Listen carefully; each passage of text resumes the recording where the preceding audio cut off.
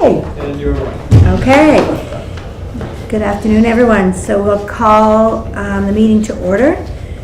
Do we have any declarations of conflict of interest? I know we just received this, so if you need a minute to take a peek to make sure there's nothing here that's put you in conflict. If not, we can move on. The open session anyway. Okay. Can I get an approval of the agenda? Can I just ask, under Human Resources update, Bethany, do we have an update on DCAO arriving this week, this month? It's about updates from the public. Yeah, so it's part of the recruitment update Thank in the you. closed session. Okay. So approval of the agenda? Good. Yeah. Okay. And the adoption of the minutes from August 3rd meeting? Closed. Good. Okay. Any business arising from those minutes? No.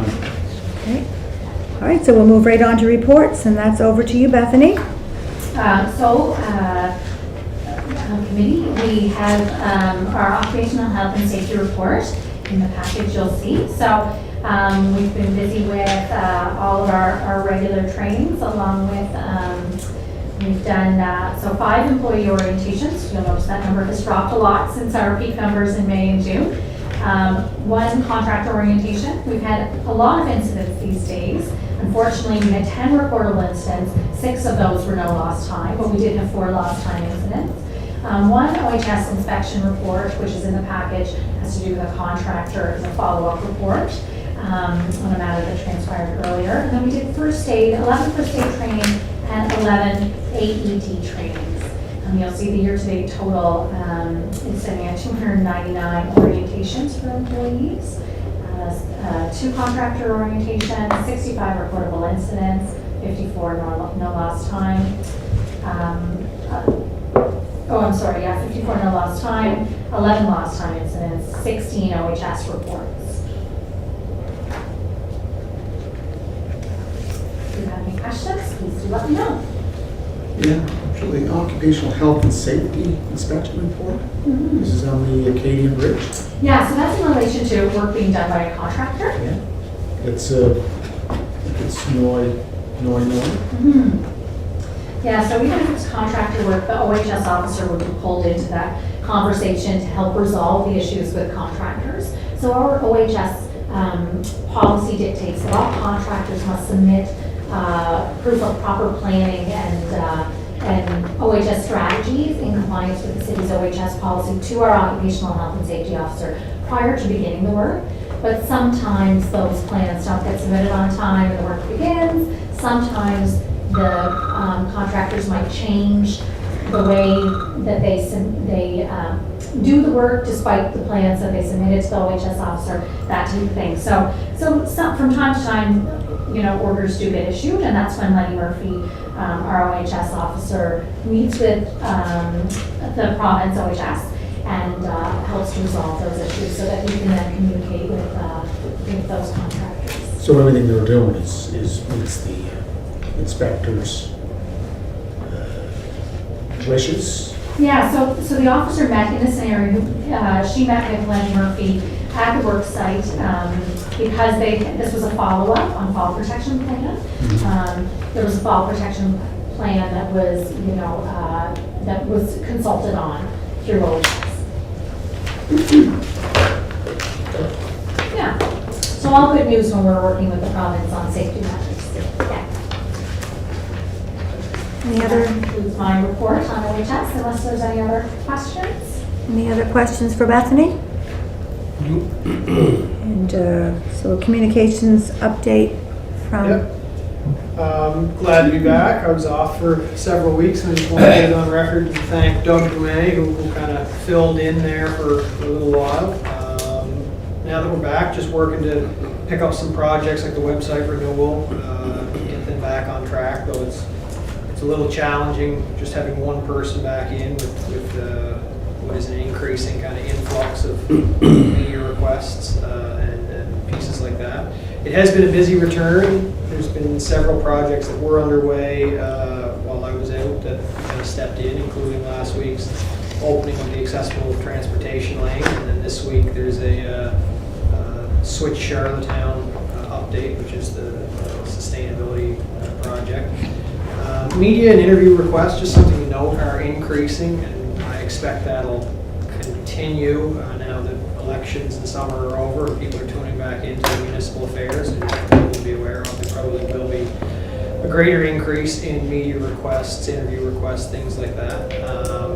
I expect over the next couple of weeks, the communications team will be working pretty closely with the planning committee and the planning department as we move through, as the short-term rental recommendations move through the next stages.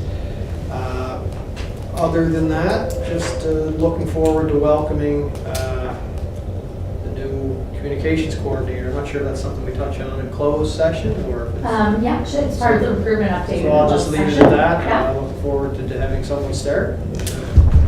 If there's any questions, I can certainly take them on as best I can.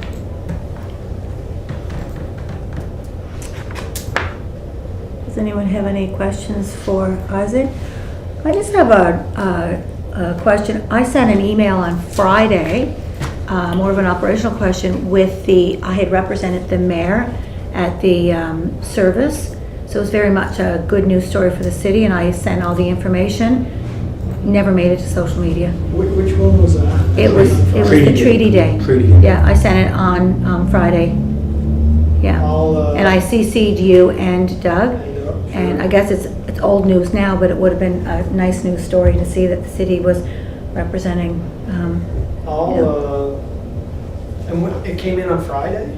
I emailed you images and the documentation to go with it so that you could create a social media post. I'll circle back with Doug. Yeah, I didn't see it on social media. My apologies if it was there but I didn't see it. No problem. I'll connect with Doug on it and see if something slipped through. Yeah, well, I included you in the email. Yeah, I'm not seeing So it. what filter does comms use to what was on the website? So what does, if we all start sending everything, what's the filter? Well, from what I was I'm not saying told, that wasn't a good thing. I'm just saying- from what I was told before, that if it's city business, this was not a political thing. This was a city award, and so this was a city thing, not a Lana thing or whatever. So that's how I was always told, that if it was a city function, like if the city attended like a tournament, it might be a picture, or if the city was there. But Yeah. does comms have any kind of filter for stuff that goes to what you put in, what no? We do. There is a guide. I don't have it in front of me to explicitly outline it, but Councillor Yankoff is correct. If there's something that they are attending on behalf of the city or on behalf of council, it's usually something that is promoted through social media. So. Yeah, I wouldn't consider it as old news. If we put it up Yeah. this week, it doesn't matter. Yeah, It's- no, I'm It's just- similar to what It is. we did on Wednesday with the class, Charlottetown Rural class, their donation to the walk, Yeah. crosswalk. I sent it Friday at 7 o'clock. Just something to consider too, Isaac. In posting as part of that this past week, Yeah. activities that took place for the Truth and Reconciliation Day, before and after. Yeah. No, I will connect with Doug and I'll take a look. I'm not seeing it though. It could have been sent to a spam folder or a junk folder if there's attachments, more than one on it. So I'll take a look and see if Yeah. it's missed. So. I've sent attachments before, but anyways, yeah, if you could look, 7 o'clock on Friday evening. Yeah. Anybody else have any questions for? I wouldn't mind having a copy of that. Yeah, I can get it on circular. I think with election year coming, everybody knows that you start firing stuff off. And it's nice to, Yeah, I mean, if I'm out going door to door, then that's not a city thing, yeah. but that was a city, yeah. No, I'm not talking about that one in particular. Yeah, Just anything going through. Yeah. What's that? Anything going through, there are filters, as I was already told many times. Yeah. all right. And the next thing for reports was the visual identity policy discussion. So I think that was on the agenda in relation to the comms policy for stationery and administrative business card artwork guidelines.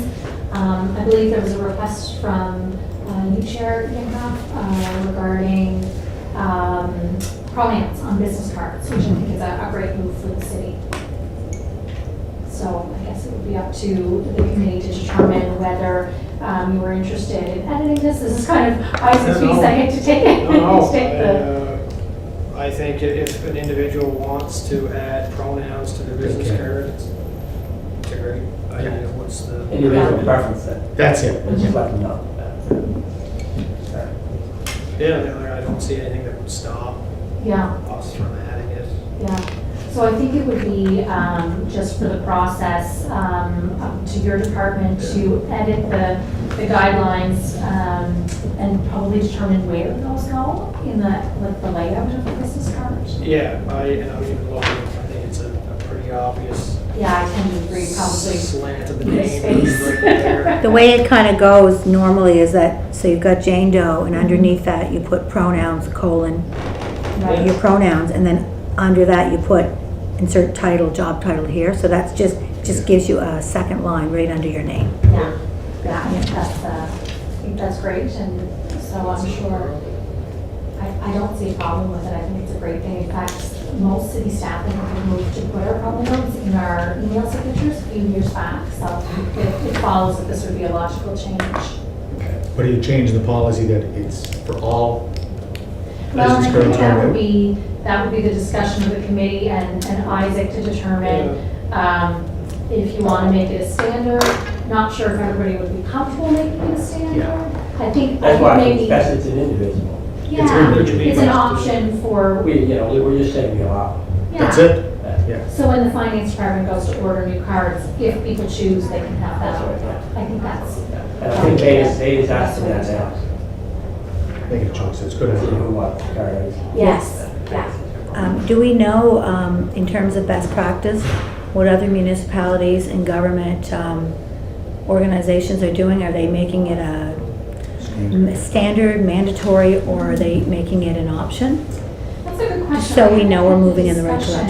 direction. Yeah, I haven't had the discussion with anybody, but I have exchanged emails with other municipal HR representatives, and some of them have it on there, and some of them don't.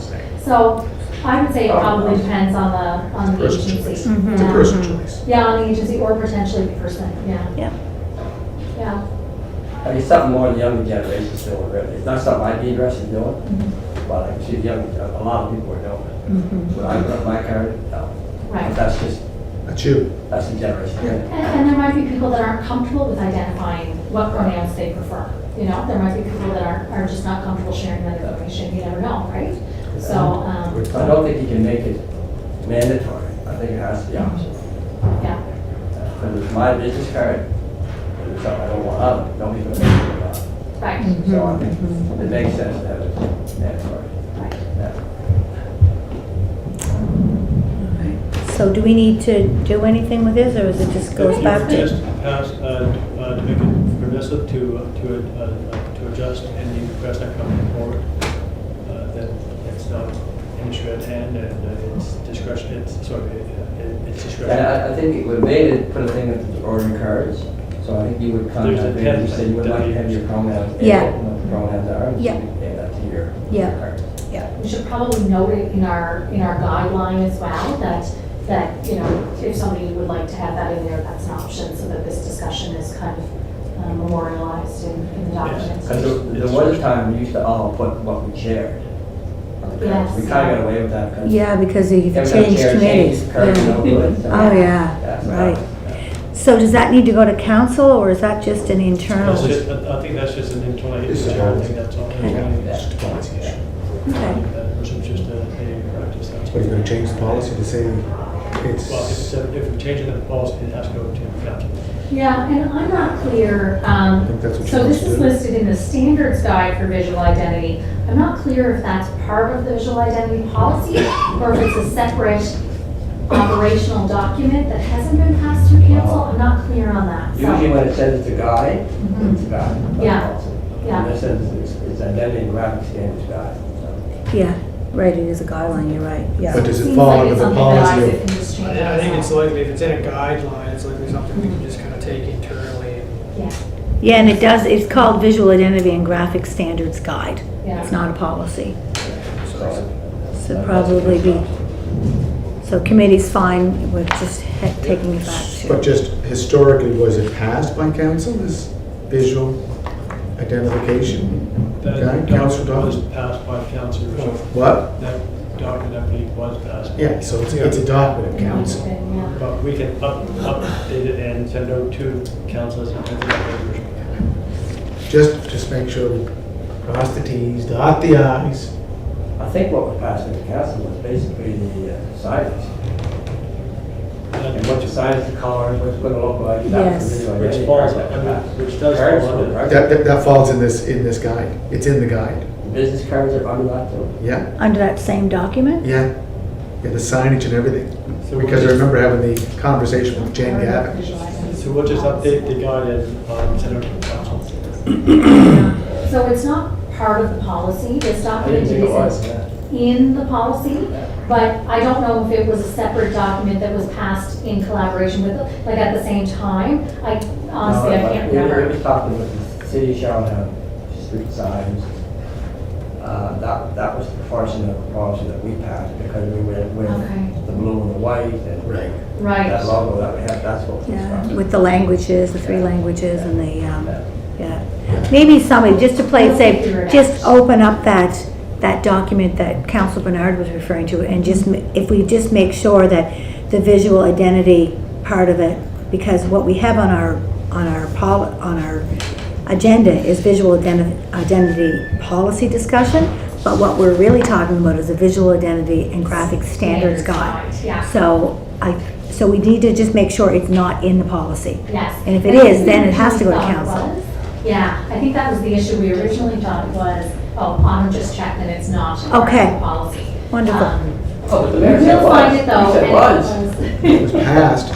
If It it was- was it in was fact passed by passed through council. council the first time. Of you guys, and you guys were on council when it was passed. 'Cause Yeah. Jen You'll gave- find out. And that's why I said it was the signage, it wasn't the. Yeah, so Jen gave me the background and it went to council because remember we wanted to add the stamp for the Birthplace Confederation and that's in the guide and it had to go back to council to get approval. But that's, but what she's saying is the business cards aren't in the policy.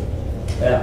It's part of her visual identification because Well, that is part of her guide. no, I think what I'm saying is this document is not part of our policy as. I understand that But certainly you could be very right. I It wasn't went really to involved in council. those original discussions. because I think it stemmed out of, in one ward, they went with new signage Mhm. and it was not part of the part of the visual identification guide, so they had to change the guide to reflect the new colors. Yeah, I don't think there was, I don't think there was a policy at the time, because I had signs But- updated every more attended, and then after that, council decided to go with that. Yeah, But it's just a good practice to tell the other councilors, this is what we're doing with the guide, that's all. So you'll, well, this is Yeah. only, Yeah. this is only Ed pronoun. I mean, it's not a big deal to be going on and on Yeah. about our conversation with pronouns. It's like, if you want it, call David, get it put up. Yeah, it's obviously it's policy, so somehow we'll figure out if it was ever passed by council, and if it was passed by council, we'll put it back through council. We'll work together on and if it was never passed by council, what I'll do in my updated report at our monthly meeting of council is I will let them know that that is a new option, a choice. That's a great plan. And we'll communicate with our purchasing officer as well after this meeting to let them know that Okay. this is now an option for anybody who chooses. Great. That'll work. All right, moving on. Any new business before we move into closed session? None. All right. If I can have then a resolution to move into closed session as per section 1191 subsection D. Moved by His Worship, seconded by Councilor Bernard. All right.